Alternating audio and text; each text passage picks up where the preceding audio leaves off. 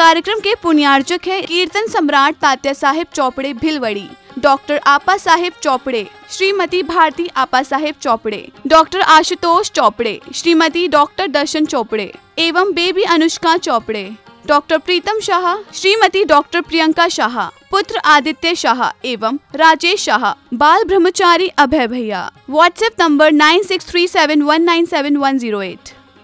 सिद्धेभ्यः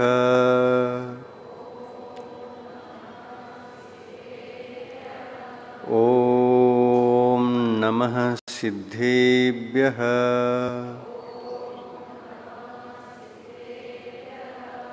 ओम नमः सिद्धेभ्यः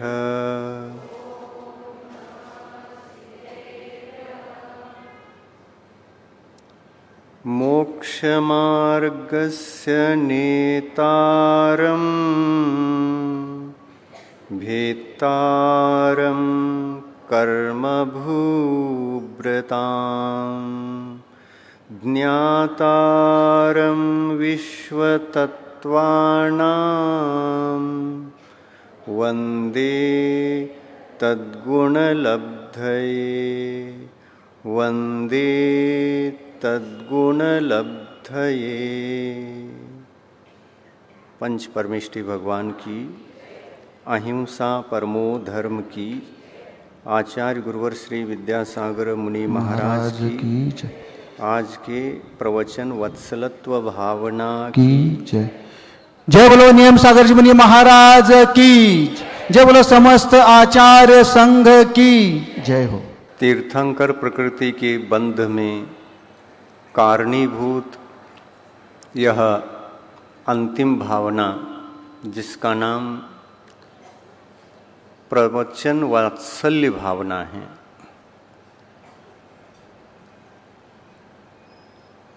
वात्सल्य शब्द को प्रवचन शब्द के पश्चात रखा गया है।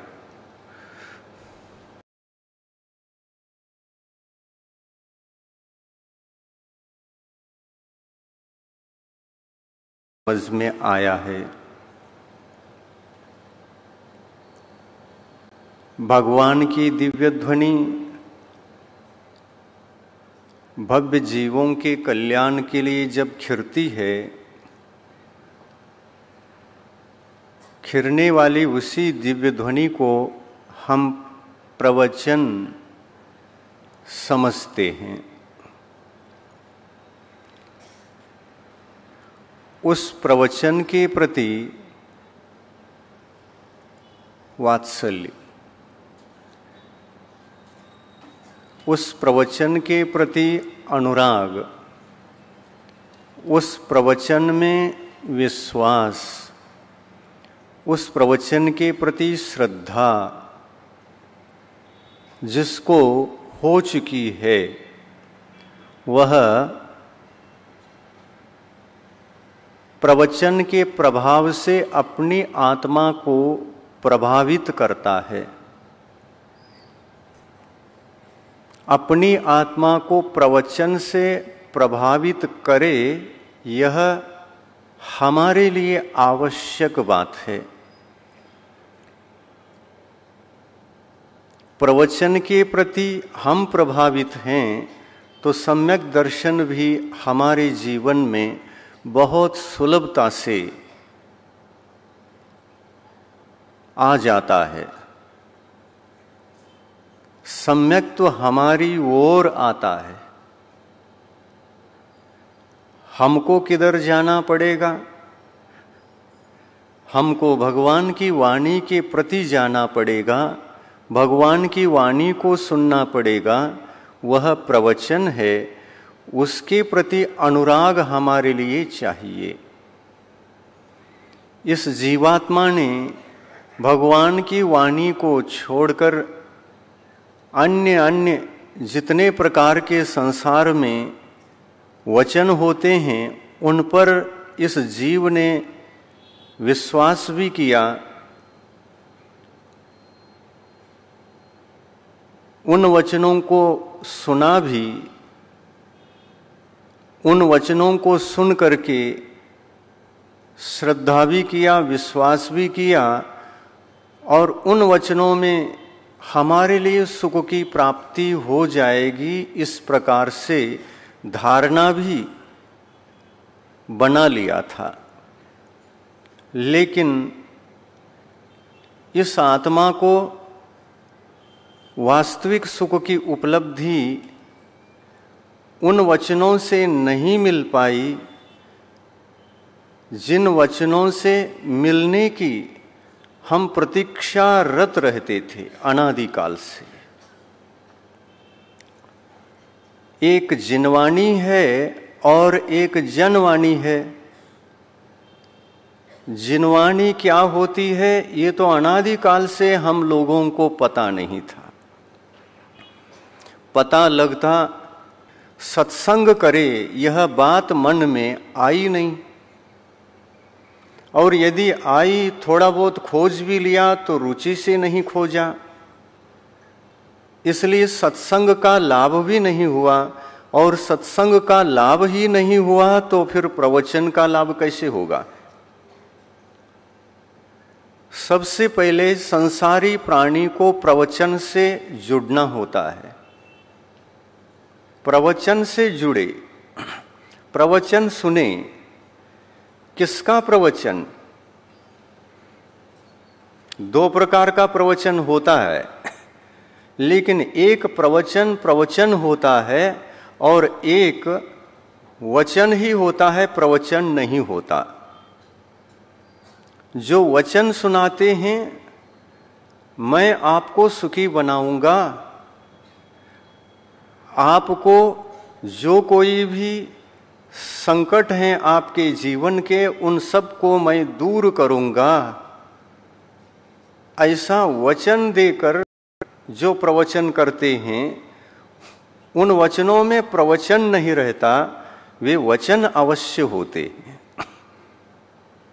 ऐसे वचनों को सुन करके हमने अनादिकाल से अपने जीवन को प्रवचन में न लगाते हुए वचनों के लिए अपने जीवन दे दिया, और उधर से वचन लिया भी और इधर से वचन दिया भी, दोस्ती हो गई।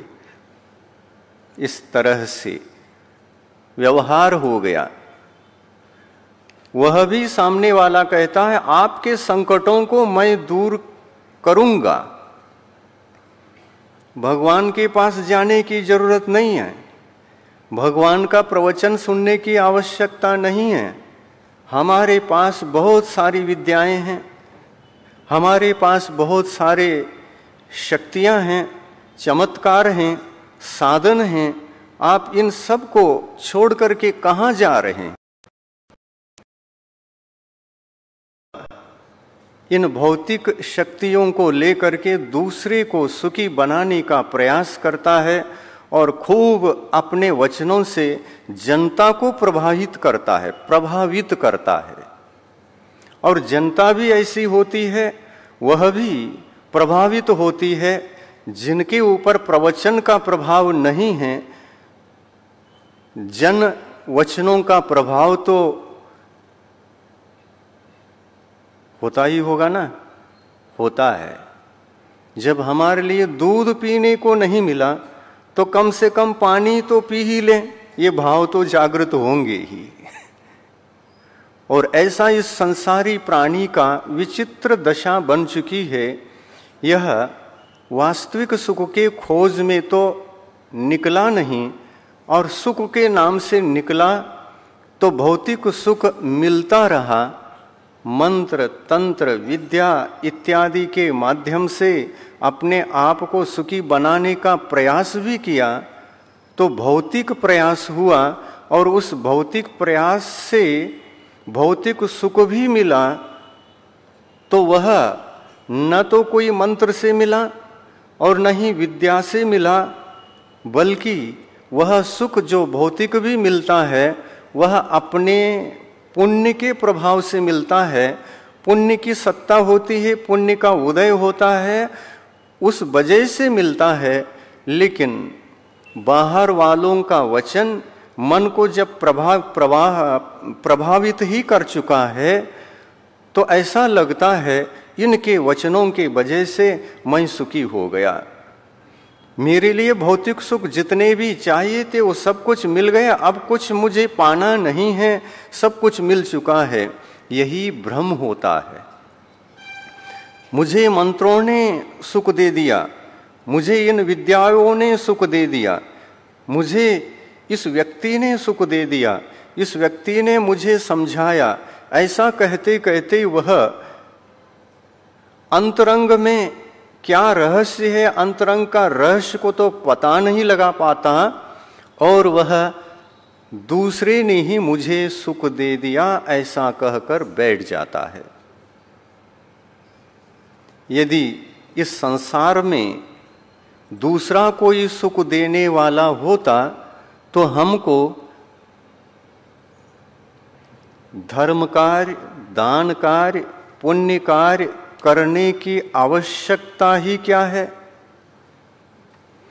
और यदि हम धर्म कार्य, पुण्य कार्य ये सब नहीं करते हैं और पुण्य का अर्जन नहीं करते हैं, तो पुण्य का अर्जन नहीं करने पर भी और इस तरह से हमारे पास केवल पाप ही पाप रह जाए और पाप का उदय है, तो पाप के उदय में भी कोई हमारे लिए सहयोग देने बाहर से आ सकता है क्या? हमारे पाप कर्म को टाल करके जो भौतिक सुख है, भौतिक सुख को देने की क्षमता इस संसार में कोई भी विद्या, कोई भी देव, कोई भी मंत्र, कोई भी तंत्र हमारे लिए सहायक बन सकता है क्या? यहीं पर हमारा भ्रम टूट जाना चाहिए। और यह भ्रम अगर हमारा एक बार टूट गया ना, तो फिर हमारे लिए प्रवचन से जुड़ने का अवसर प्राप्त होता है। प्रवचन से जुड़ने का मतलब इतना ही, ये भगवान की वाणी है कि बाहर का व्यक्ति आपको सुख दुख देने में निमित्त तो बनता है, नहीं बनता ऐसा भी नहीं, निमित्त तो बनता है। दुख देने में भी निमित्त बनता है और सुख देने में भी निमित्त बनता है। ये भगवान के वचन है, ये वचन ही प्रवचन है। निमित्त तो बनता है, लेकिन दुख देने वाला दुख तभी दे पाएगा जब हमारा पाप का उदय हो। सुख देने वाला भी निमित्त बन करके सुख देने के लिए आया है, तो वह सुख भी तभी दे सकता जब हमारे पास पुण्य की सत्ता हो, पुण्य का उदय हो, हमारा उपादान हो, उपादान निमित्त जागृत हो, तो बाह्य निमित्त भी काम करता है। अंतरंग में पुण्य का उपादान हो तो बहिरंग में पुण्य के निमित्त मिलते हैं, तो उस पुण्य के निमित्त से और इधर पुण्य के उदय में हम जरा भी पुरुषार्थ करेंगे तो वह हमारे लिए सुखी बनाता है और हम उसके निमित्त से सुखी बन जाते हैं। बीच में एक पुण्य की कड़ी ऐसी रहती है, हमको उधर से पुण्य का लाभ लेने के लिए यह निमित्त बनता है।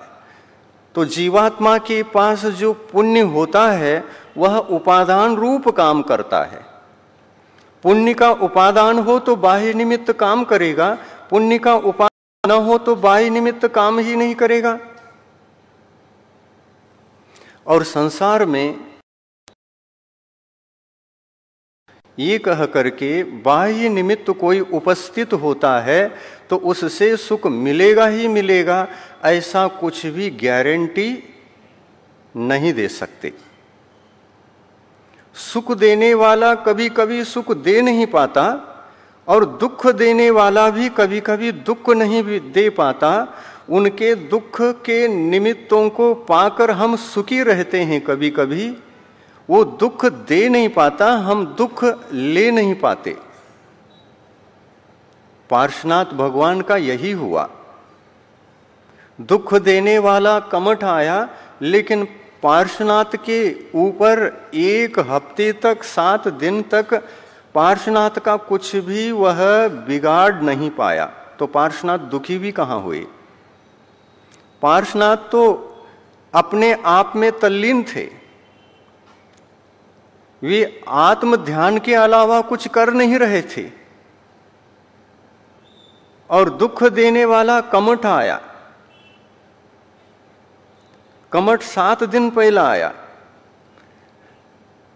और ये धर्मेंद्र यक्ष यक्षिनी ये बाद में आए, 7 दिन बाद में आए। पर संकट का काल 7 दिन पूर्व से ही शुरू हो चुका था। लेकिन पार्श्वनाथ भगवान के पास पुण्य की सत्ता इतनी थी कि कमठ उनका बाल बंका कुछ भी नहीं कर पा रहा था। एक उपसर्ग करने आया है जो दुनिया को प्रवचन सुना सकता है, सुनाने की क्षमता को लेकर के आया है, तपस्या में लीन है, कुछ समय के पश्चात केवल ज्ञान होने वाला है, समोशरण की रचना होने वाली है, और भव्य जीवों को प्रवचन सुनाने वाले हैं। प्रवचन सुनाने वाले पर ही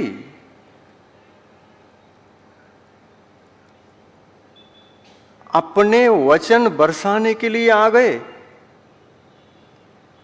तो पुण्य के उदय में अशुभ निमित्त जब मिलते हैं बहिरंग में, तो वे अशुभ निमित्त भी पुण्य के काल में कुछ नहीं कर सकते।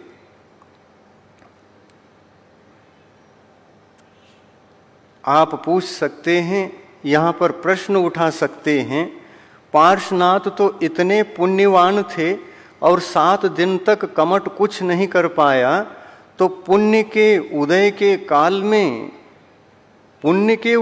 काल में ये कमठ आया ही कैसे? पुण्य के उदय के काल में यह कमठ आया ही कैसे? आ सकता है, निमित्त कभी भी आ सकते हैं।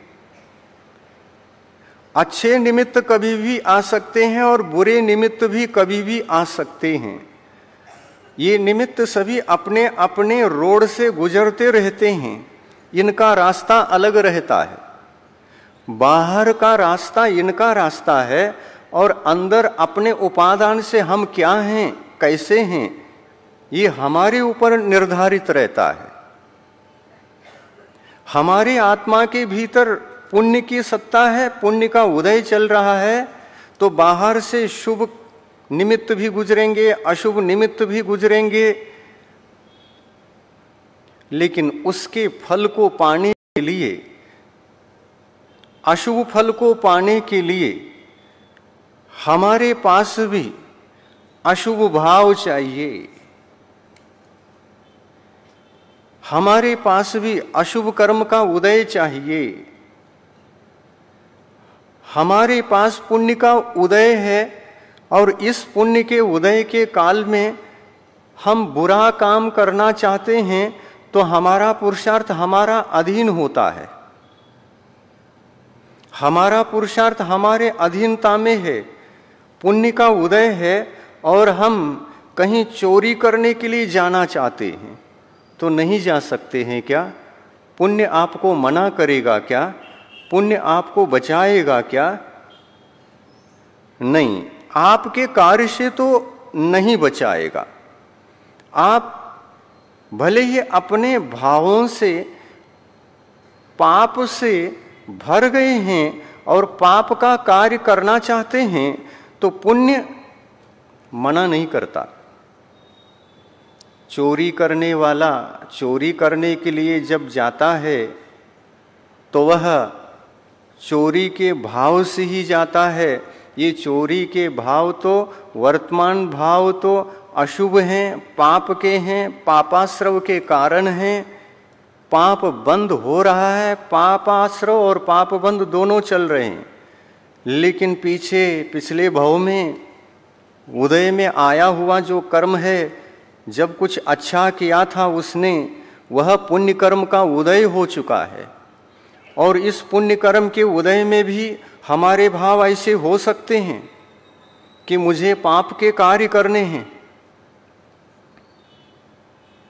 क्यों? पाप का कार्य करूंगा तो जल्दी साहूकार बनूंगा, और पुण्य से कार्य करता रहूंगा तो जीवन व्यतीत हो जाए तो मैं साहूकार नहीं बन पाऊंगा। जल्दी साहूकार बनना है ना, जल्दी साहूकार बनने के लिए भी पुण्य का उदय आवश्यक है। पुण्य का उदय आपको पाप कार्य करने से रोकता नहीं है। हमको करना है या नहीं करना है पाप का कार्य, ये हमारे ऊपर निर्धारित है। और हमारे ऊपर निर्धारित है, इसलिए पाप के उदय में भी यदि हम पुण्य करना चाहते हैं तो पुण्य करने के लिए भी हम फुर्सत रहते हैं। पाप के उदय में व्यक्ति पुण्य का कार्य, धर्म का कार्य कर सकता है क्या? नहीं कर सकता है। और पाप कर्म के उदय में संकट आने पर ही ज्यादा धर्म लोग करते हैं। मंदिर में भीड़ लगती है संकट आने पर। संकट तो पाप कर्म के उदय में आया है, लेकिन आज मंदिर में भीड़ क्यों दिख रही है? तो संकट आया है। कौन सा संकट? बस संकट आया है, किसी को कुछ है, किसी को कुछ है, किसी को कुछ है, अलग अलग संकट हैं। और उस संकट निवारण के लिए आए हैं। पाप कर्म का उदय चल रहा है और मंदिर में जो भगवान हैं, जो आपके इष्ट देव हैं, उनसे निवेदन करने आए हैं, हमारे संकट को आप ही टाल सकते हैं, आप टालो। पाप का उदय चल रहा है, सभी लोग आए हैं, उसमें एक भी व्यक्ति पुण्य वाला नहीं है। और जब पाप का उदय आता है, एक भी पुण्य वाला जब नहीं रहता कोई, तभी भगवान के पास जाता है, तभी धर्म याद आता है और धर्म करने के लिए व्यक्ति तभी दौड़ता है। पाप कर्म का उदय होने पर दीक्षा लेने के भाव भी आते हैं। घर छोड़, ऐसा भाव आता है कि नहीं आपको? बहुत सता रहे हैं घर के लोग, बहुत परेशानियां हैं, आपको महाराज याद आते हैं। महाराज याद आते आते, महाराज कितने सुखी, उनके ऊपर कोई समस्या नहीं है, उनके जीवन में पर रहते हैं। मुझे भी ऐसा बनना चाहिए। क्या ये संकट, क्या ये संसार, संसार को छोड़ने के भाव आते हैं। पाप कर्म के उदय से आप परेशान हैं, लेकिन इस पाप कर्म के उदय में, उस परेशानी में आपको वैराग्य होता है क्या? नहीं। विशेष करके पुण्य कर्म के उदय में और भौतिक सुख जब मिलता है जीवों को, सुखमय जीवन रहते समय किसी को वैराग्य नहीं रहता। आज तक जितने लोगों को वैराग्य हुआ है संकट के काल में ही हुआ है। विशेष करके सुख के काल में वैराग्य हो जाए तो ऐसे बहुत कम जीव रहते हैं। सुख के काल में वैराग्य होता भी है तो उन लोगों को होता है जो वस्तु स्वरूप का विचार कर रहा है कि इस जिंदगी में असली जीवन जीने का जीवन, असली जीवन कौन सा है। इस संबंध में जो विचार करते रहते हैं, स्वाध्याय करते हैं, स्वाध्याय करते करते आत्म तत्व का ज्ञान हो गया, संसार की असारता का ज्ञान हो गया और संसार असार है। इस असारता को छोड़कर जो सार है उसको पाना है और आत्मा को सार वस्तु देकर इसको समय सार बनाना है। सारभूत वस्तु को दे करके समय सार बनाना है। ऐसा विचार कब आता है? स्वाध्याय करते समय। स्वाध्याय करते समय यहाँ पुण्य का उदय भी हो सकता है और व्यक्ति सुखी भी हो सकता है। भौतिक रूप से भी सुखी है, आंतरिक आत्मा में भी पवित्रता है, स्वाध्याय कर रहा है, पुण्य का उदय भी चल रहा है। पुण्य के उदय के काल में भी वैराग्य आना संभव है, लेकिन बहुत कम लोगों को आता है। ये संकट क्षणों में वस्तु स्वरूप का विचार ज्यादा करता है, सुख के क्षणों में वस्तु स्वरूप का विचार जीव ज्यादा नहीं करता, बहुत कम करता है।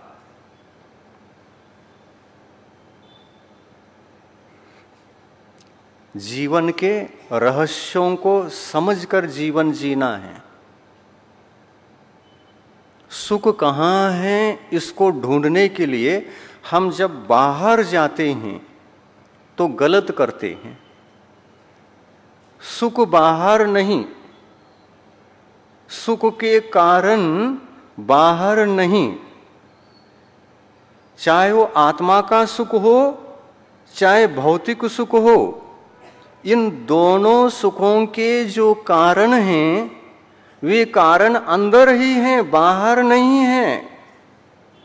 ये भ्रम टूटना चाहिए, और ये भ्रम टूट जाए तो प्रवचन वात्सल्य भावना आज का साकार हो जाएगा और सम्यक दर्शन की उपलब्धि हो जाएगी। सम्यक दर्शन की उपलब्धि ऐसे ही होगी। क्या सम्यक दर्शन ऐसा हो सकता है? सोचो, क्या सम्यक दर्शन ऐसा हो सकता है जो सुख के कारण हैं वे बाहर हैं और मेरे पास सुख के कारण कोई है ही नहीं।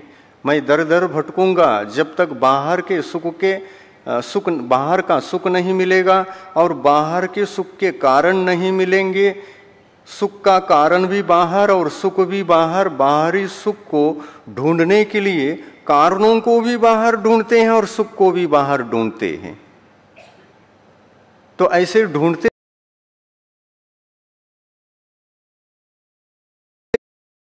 को भी और सुख को भी बाहर ही बाहर ढूंढने वाले जीव कितने हैं संसार में? ज्यादा हैं क्या कम हैं? ज्यादा हैं।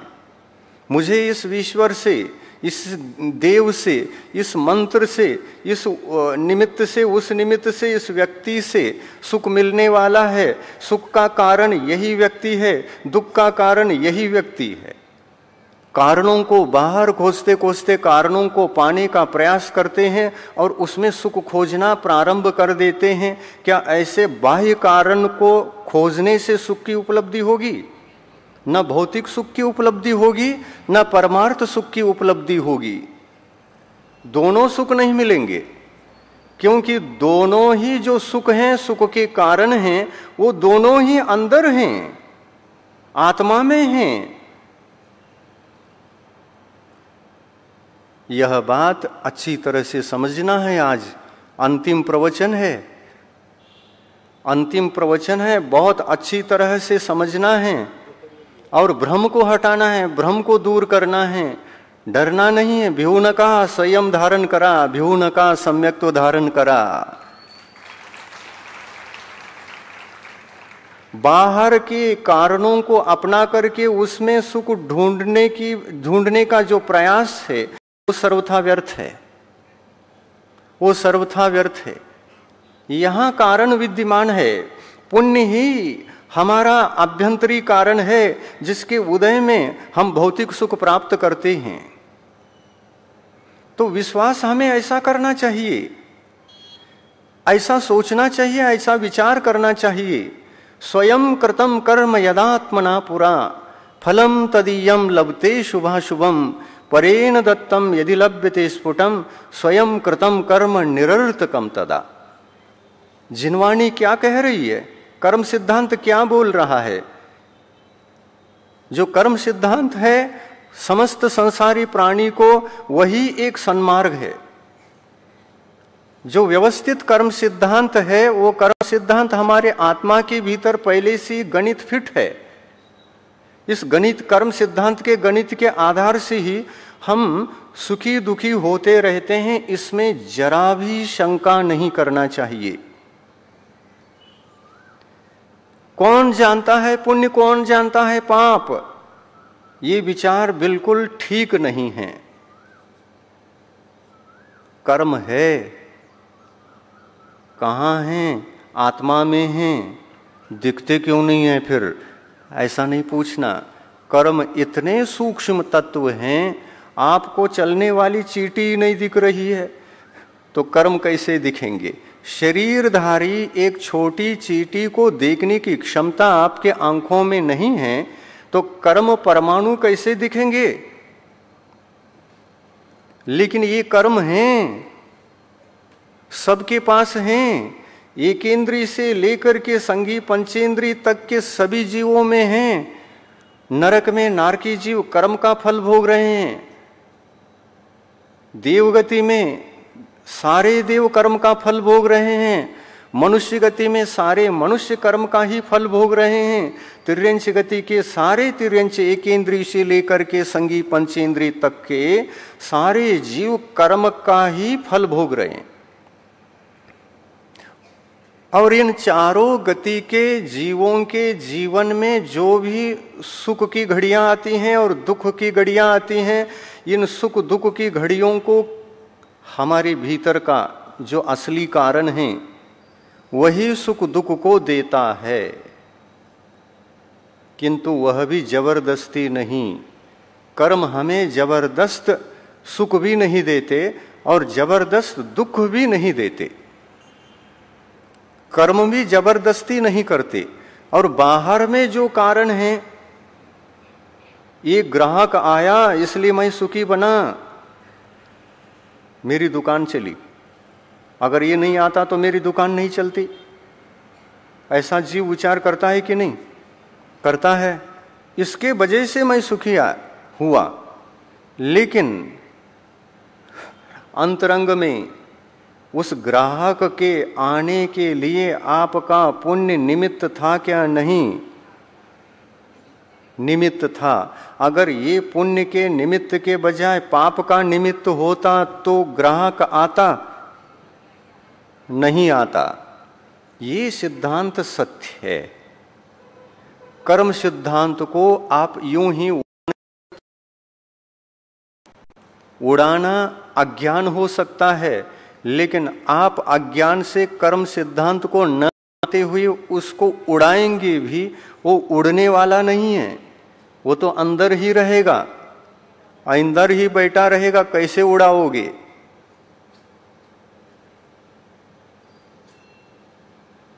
बहुत चीजें समझने की हैं। समझ समझ कर जीने के लिए यह जीवन मिला है। बहुत समझदारी आना चाहिए, बहुत विवेक आना चाहिए। समीचीन ज्ञान समीचीन सोच सकता है, और अज्ञान जो ऐसा विचार करने वाला ज्ञान, इसको कौन जानता है, छोट, ये अज्ञान है। कौन जानता है स्वर्ग नरक? फालतू बातें। दिखाओ मुझे स्वर्ग कहाँ है, दिखाओ मुझे नरक कहाँ है, फालतू बातें करते। मैं पाप कर्म कर रहा हूं, केवल इस जीवन तक ही यह सीमित है। मैं किसी को अनिष्ट भी पहुंचा रहा हूं तो यह अनिष्ट किसी दुर्गति का कारण नहीं है। क्यों? क्योंकि नरक नहीं है। नरक नहीं है तो दुर्गति मिलेगी कैसी? और नरक नहीं है तो मैं जो अनिष्ट पहुंचा करके दूसरे को दुख दे रहा हूं, ये दुख तो दुखी करने का कार्य तो हो जाता है। इससे पाप कर्म का बंध, पुण्य कर्म का बंध, ये व्यर्थ की कथा बीच में नहीं चाहिए। ऐसा सोच सोचकर जीव पाप कर्म भी करता है, पाप कर्म करता है, और वो पाप लग रहा है इस पर विश्वास नहीं है। पाप लग रहा है इस पर विश्वास नहीं है, लेकिन पाप का कार्य जो कर रहा है, मेरे वजह से दूसरा कोई दुखी हो रहा है, ये जानता हुआ भी दुखी करता है, और उसके फल पर वह विश्वास नहीं करता। जो फल पर विश्वास नहीं करता वही पाप कर्म ज्यादा से ज्यादा करता है। और पाप को पाप समझने वाला, पाप को पाप मानने वाला, पाप के फल आदि के बारे में विचार करने वाला, यदि वह ज्ञानी है तो वह जानबूझकर किसी को भी दुखी नहीं करता। यदि अपने माध्यम से किसी को पीड़ा हो जाए तो वह बाद में हाथ जोड़ करके जय जिनेन्द्र बोल करके मेरे तरफ से कोई आपके लिए तकलीफ हुई हो, दुख हुआ हो तो उसके लिए क्षमा कर देना। ज्ञानी क्षमा मांगता है, अज्ञानी कैसे क्षमा मांगेगा? नहीं मांगता है ना। अज्ञानी कभी किसी से क्षमा मांगता ही नहीं है। उसका मन, उसकी आत्मा इतना कठोर होता है कि उस कठोरता के कारण से वह अच्छा कुछ करता ही नहीं। अज्ञान के फलस्वरूप, अज्ञान के प्रभाव से वह सदा अनिष्ट ही करता रहता है और यह अनिष्ट कार्य करता जाता है, करता जाता है, करता जाता है। एक न एक दिन मरण भी आता है कि नहीं? आएगा कि नहीं? जन्मा हुआ व्यक्ति कभी न कभी मरता है क्या नहीं?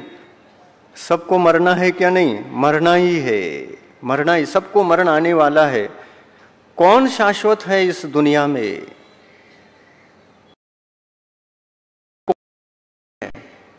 कोई भी स्थायी नहीं है। हम आए हैं तो जाएंगे, आए हैं तो रहेंगे भी, लेकिन जाएंगे भी। आना, रहना, जाना, जब तक आप संसार में हैं, चतुर्गति से मुक्त नहीं हैं, तब तक ये तीनों हैं। आना भी है, रहना भी है और जाना भी है। आना है, आए, रहना है, रह रहे हैं, और रहते रहते कहाँ जाना है ये पहले से तय करना है। तय होता है और तय होने के बाद ही जा सकते हैं। तय होने से पहले यहाँ से कोई भी व्यक्ति, एक भी जीवात्मा अगली गति के लिए रवाना नहीं होता। यहाँ तय हो जाता है मुझे कहाँ जाना है। कौन तय करता है?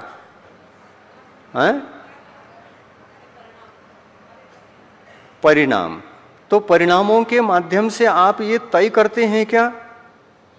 मुझे नरक नहीं जाना है, मुझे स्वर्ग भी नहीं जाना है, मुझे पुनः मनुष्य बनना है, क्योंकि हमने वायदा किया है। क्या वायदा किया है? 7 भव तक पत्नी साथ रहेगी और 7 भव तक पत्नी को साथ देता रहूंगा। ये वायदा हुआ है।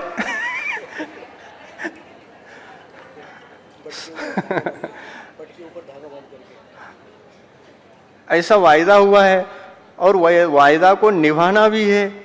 वो भी निभाने के लिए तैयार है और हम भी निभाने के लिए तैयार है। ये भी कह रहा है कि ऐसी ही पत्नी 7 भव तक मिलना चाहिए, और पत्नी भी कहती है 7 भव तक ऐसा ही पति मिलना चाहिए। पति पत्नी का इतना अनुराग बढ़ जाता है परस्पर में कि वो दोनों 7 भव तक अलग होना नहीं चाहते। तो क्या 7 भव के बाद अलग होना चाहते हैं? उसका क्या भरोसा का 7 होंगे नहीं होंगे, उसका भी कोई भरोसा नहीं है। 7 भव तक, तो ये भी 7 भव तक क्यों कहते हैं? क्योंकि इसमें भी जनवाणी को सुना है, जिनवाणी को नहीं सुना। लोग कहते हैं कि अच्छे पति 7 भव तक मिल सकते हैं। क्या करने से? एक धागा लेने से और वटवृक्ष का चक्कर लगाने से। तो क्या होता है? कई लोग प्रश्न पूछते हैं, महाराज मोक्ष में क्या है? समझ में नहीं आता। समझ में नहीं आता मोक्ष में क्या है। तो आपको ये समझ में आता है स्वर्ग में क्या है? नहीं, वो भी पता नहीं है। तो मरने के बाद क्या पता रहता है? पीछे का भूलते हैं और आगे आगे चलते हैं, जहाँ जन्म लेते हैं सामने जो होता है वही पता रहता है। और उसमें भी, वर्तमान में भी हमारे पीठ पीछे क्या चल रहा है वो भी पता नहीं रहता, उसको भी बताना पड़ता है। पीछे क्या है बताओ? महाराज पता नहीं। तो वर्तमान तो है, पीछे का क्यों नहीं बता पा रहे? तो हमारी आंखें 2 ही हैं और वो आगे हैं। पीछे भी 2 होते तो पीछे का भी बताते। तो पीछे आंखें नहीं हैं, पीछे आंखें नहीं, पीछे का नहीं बता सकते, आगे जो दिख रहा है उतना ही बता सकते, और हमारी दृष्टि जहाँ तक जाती है वहीं तक बता सकते, और दृष्टि जहाँ रुक गई उसके बाद का नहीं बता सकते। तो हम क्या बता सकते? बहुत सीमित बता सकते। जो असीम है यह जगत, उसका कुछ भी हमें परिचय नहीं, ज्ञान नहीं, क्या बता सकते हम?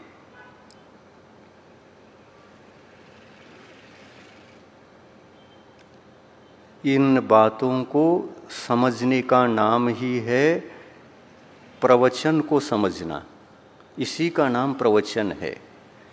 अज्ञात विषय को ज्ञात करने के लिए जो पुरुषार्थ होता है उसको, उस पुरुषार्थ को सच्चा पुरुषार्थ कहते हैं। अज्ञात विषय को ज्ञात करने के लिए जो हमारा पुरुषार्थ होता है वह समीचीन पुरुषार्थ कहलाता है, और वह पुरुषार्थ हमारे लिए प्रवचन के निकट तक जा कर के रख देता है और श्रद्धा पैदा करा देता है। और ऐसी श्रद्धा हमारे पास जब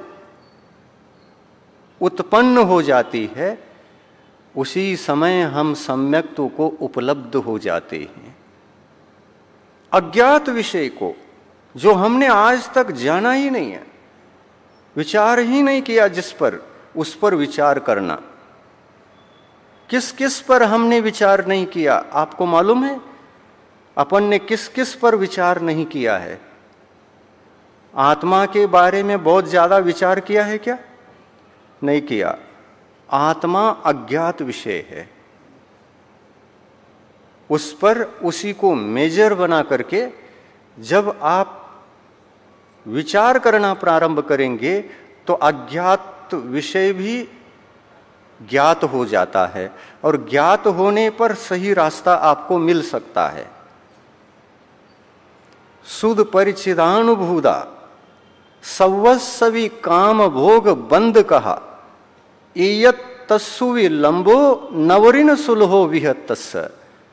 समय सार में कुंद कुंद भगवान ने कहा, इस संसारी आत्मा ने ज्ञात को ही बार बार ज्ञात किया है।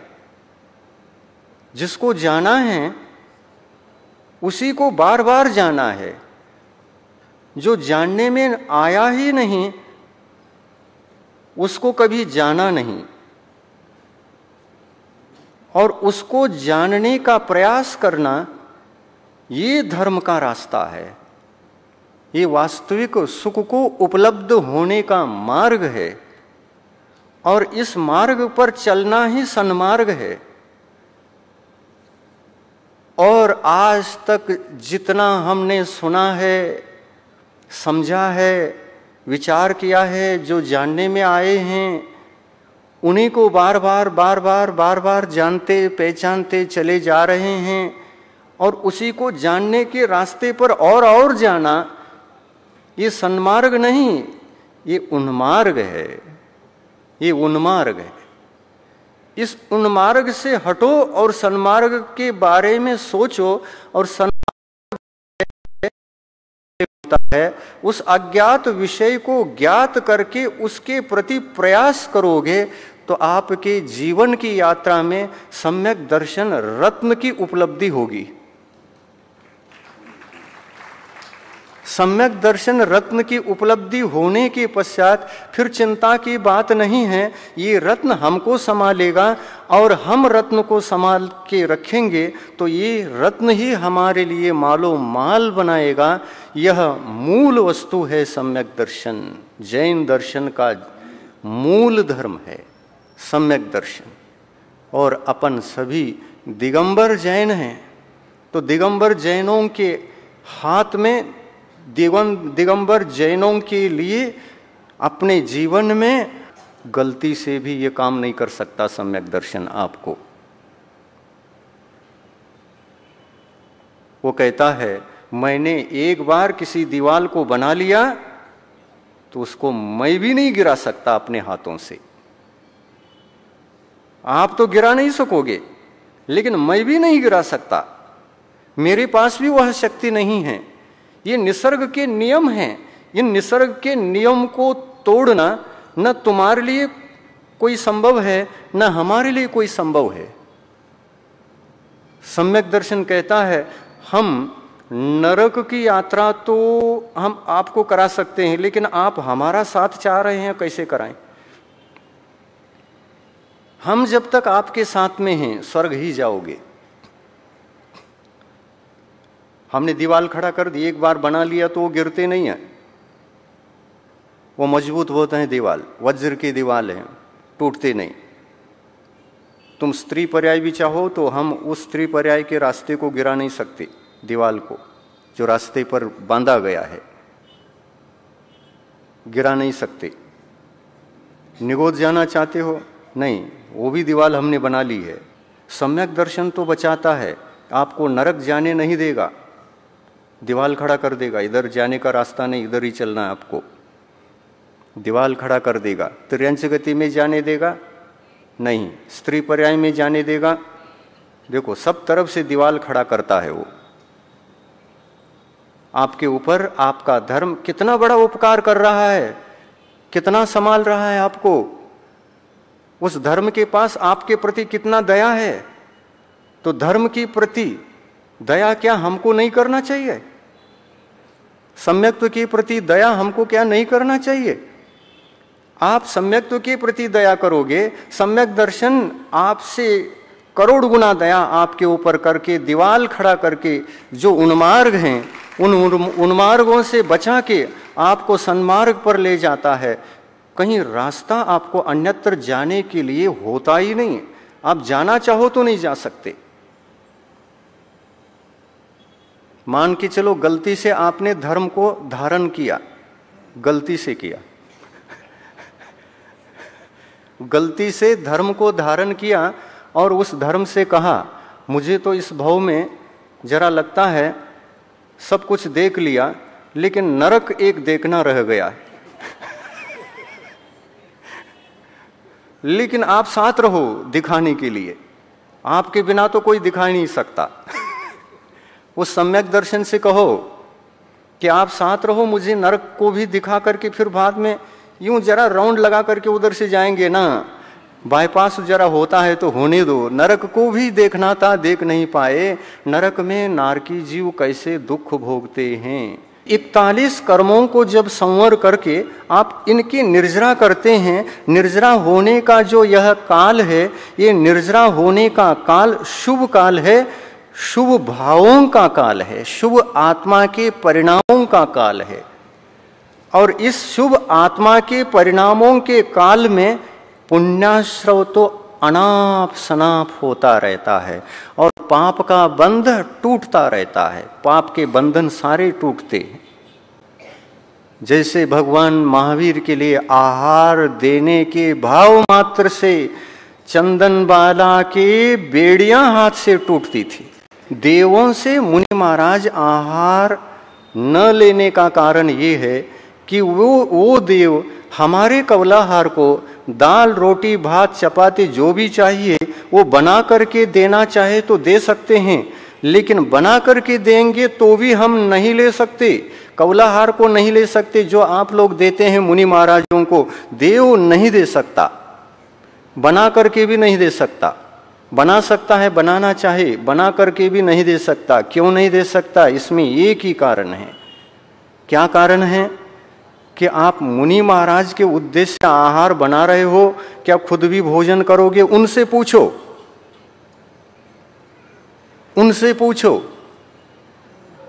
वो कहता है हम तो इसको खा ही नहीं सकते, हमारा भोजन तो अंदर है, हमारा तो पेट भरा हुआ है, अब तो मुनि महाराज के लिए ही केवल बना करके देने ही तो हम आए हैं। तो कहते हैं, श्रावक भी कहते हैं हटो तुम नहीं दे सकते। श्रावक भी हटा देंगे उनको। देव लोग पूछते हैं क्यों हटा रहे हो हमको? तुम्हारे जैसे हम भी तो बना करके दे रहे हैं, क्यों हटा रहे हो? तो कहते हैं तुम भोजन नहीं कर सकते, ये भोजन तो स्वयं के लिए पकाना होता है, स्वयं के लिए पकाए हुए भोजन में से अतिथि संविभाग करना होता है, तुम अतिथि संविभाग कैसे करोगे? तुम स्वयं के लिए पकाए हो और स्वयं भी भोजन कर रहे हो, तो तुम्हारे भोजन में से कुछ भोजन उनके लिए देना होता है। मुनियों के लिए भोजन पकाना रहता ही नहीं, ये मुनियों का नियम है। तो ऐसा काम तो तुम कर नहीं सकते, इसलिए तो हम कह रहे हैं ना कि चौका से हटो, आउट हो जाओ, चौके से बाहर हो जाओ। एक श्रावक चौका लगाता है, स्वद्रव्य से स्वयं के लिए भोजन पकाता है, मुनियों को पड़गाता है, आहार दान देता है। इस विधि में से तो कुछ भी दोष नहीं है। स्वयं के लिए पकाया है, उसमें से अतिथि संविभाग कर रहा है। साधुओं के लिए भोजन पकाया हुआ साधुओं को दे नहीं सकते, निषिद्ध है। उनके निमित्त से पकाना नहीं। आप लोग जो चौका लगाते हो ना, वो चौका साधुओं के लिए होता ही नहीं है। आप समझते हैं साधुओं के लिए है, साधुओं के लिए आप समझते हैं, लेकिन वस्तुतः ऐसा नहीं है। ये भाव दोष है। आहार पकाना, चौका लगाना और उस सब आहार को साधुओं के लिए पका के हम रखे हैं, ये ऐसा विचार करना महादोष है, भाव दोष है। ऐसा कभी सपने में भी विचार नहीं करना चाहिए। भले ही चौका लगा हो, आहार भोजन पक रहा हो, वो सारा का सारा भोजन परिवार के लिए पके, आपके लिए पके। दूसरे कोई श्रावक हो, उनके लिए भी पकाना हो तो उनके हिस्से का भोजन उनके लिए पकाओ, कोई दिक्कत नहीं है। लेकिन आप अपने लिए जो परिवार के लिए पका हुआ है, परिवार समेत मिल करके मुनि को पड़गा करके खुद के लिए पकाए हुए भोजन में से मुनि को भोजन कराना, ये अतिथि संविभाग है। संविभाग का मतलब क्या?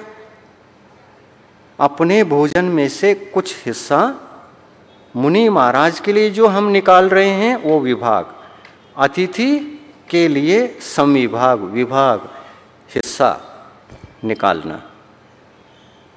जब मुनि महाराज नहीं आते हैं तब उस समय में भी आप लोग ऐसा भोजन नहीं करते। आप तो एक रोटी, पहली रोटी निकाल के रखते हैं। वो किसकी रोटी? वो सतपात्र की रोटी है, गया की नहीं। गया की अगर सतपात्र नहीं मिले तो गया को चली जाती है वो गया को चली जाती है। सतपात्र नहीं मिले तो गया को दे देते हैं, और गया भी नहीं मिले तो किसको देते हैं? आटा रोटी किसको देते हैं? घर घर में आकर के इकट्ठे करते हैं ना। किसको देने लगे? पंडित जी को देने लगे। देखो, ये रोटी, ये आटा देने की पद्धति हमारे यहाँ क्यों रह गई ऐसी? वो उत्तम सुपात्र के लिए, उत्तम सुपात्र न होने से, उनके दान की बुद्धि से हमने अपने भोजन से पहले हमने अतिथि संविभाग कर दिया, पहली रोटी निकाल के रख दिया। अब मुनि महाराज नहीं है तो किसको दें?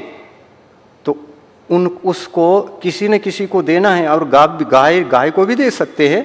गाय नहीं है तो किसको दोगे? आप किसी दूसरे को तो दोगे। उत्तम पात्र नहीं मिला तो मध्यम पात्र को ढूंढते हो, मध्यम पात्र नहीं मिला तो जघन्य पात्र को ढूंढते हो। किसी न किसी को दे करके ही तुम भोजन करते हो। लेकिन देने योग्य पात्र तो 3 ही होते हैं ना। उत्तम पात्र मुनि, मध्यम पात्र क्षुल्लक, ऐलक, आरिका और समस्त प्रतिमाधारी श्रावक और श्राविकाएं, ये मध्यम पात्र हैं। और जघन्य पात्र अविरत सम्यक दृष्टि, जिन्होंने सम्यक दर्शन को धारण कर लिया है, मिथ्यात्व को त्याग दिया है। मिथ्यात्व को त्यागा हुआ श्रावक, मिथ्यात्व को त्यागा हुआ पशु, एक गाय, एक भैंस, एक बैल, ये भी मिथ्यात्व को त्यागते हैं। ये भी सम्यक दर्शन धारण करते हैं। ये भी अनुव्रतों को, 12 अनुव्रतों को पालन करते हैं। जिनको भी पंचम गुणस्थान होता है, ऐसा जिनेंद्र भगवान का उपदेश है।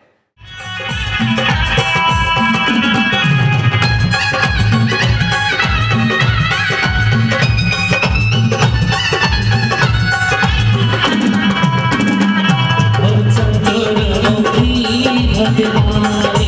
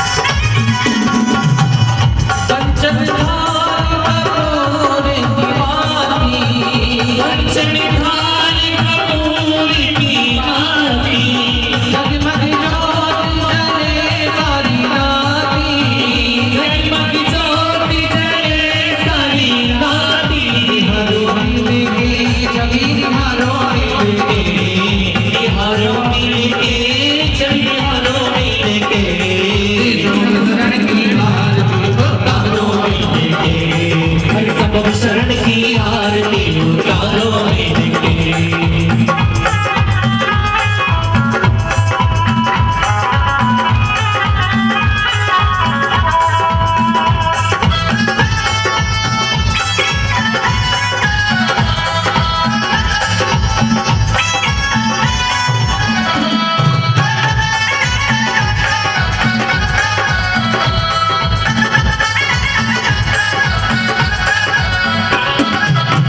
जो भी समाग शरण में आए, जो भी समाग शरण में आए, जो भी समाग शरण में आए, जो भी समाग शरण में आए, उसने अपने भाग जगाए, उसने अपने भाग जगाए। भागो देवे